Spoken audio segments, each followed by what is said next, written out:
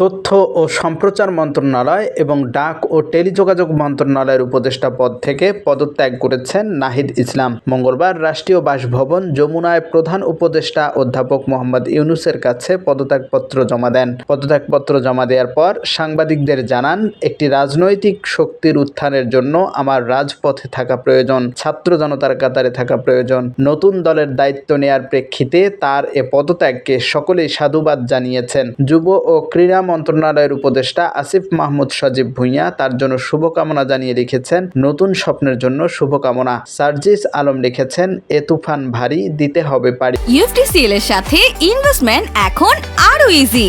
আমাদের নিজস্ব trading app UFT ফার্স্টে পাচ্ছেন শেয়ার বাজারের সম্পূর্ণ সমাধান, এনলিস্টেড কোম্পানির অ্যানালাইসিস থেকে শুরু করে রিয়েল টাইম আপডেট, সবকিছুই এখন এক প্ল্যাটফর্মে। নিতে হবে তরি পার, রাজপথে স্বাগতম সহযোদ্ধা। ছাত্র দলের সাধারণ সম্পাদক নাসির উদ্দিন নাসির তার ফেসবুক পোস্টে লিখেছেন, যারা নাহিদ ইসলাম সরকার থেকে পদত্যাগ করে নতুন দলের দায়িত্ব গ্রহণ করবেন, নতুন পথ চলায় তাকে অভিনন্দন জানাচ্ছি। আশা করি তার নেতৃত্বে যে রাজনৈতিক দল গঠিত হবে তারা দেশের স্বাধীনতা, সার্বভৌমত্বের প্রশ্নে আপোষহীন এবং গণতান্ত্রিক মূল্যবোধের উপর অটল থাকবে। সেই সাথে সরকারকে নিরপেক্ষ করতে সকল ছাত্র প্রতিনিধির পদত্যাগ ও সরকারের সাথে বিশেষ সখ্যতা পরিহার করার দাবি জানিয়েছেন তিনি। ঢাকা বিশ্ববিদ্যালয় শাখা শিবিরের সভাপতি এস এম ফরহাদ লিখেছেন, দীর্ঘদিনের রাজপথের সহযোদ্ধা নাহিদ ইসলাম রাজপথে ফিরে এসেছেন। নাহিদকে মোবারকবাদ জানাচ্ছি। নাহিদ ভাই সামনে নতুন দলের দায়িত্ব গ্রহণ করবে, সেজন্য নাহিদ ভাইকে আগাম মোবারকবাদ। আশা করছি নতুন দল ভারতীয় আধিপত্যবাদ বিরোধী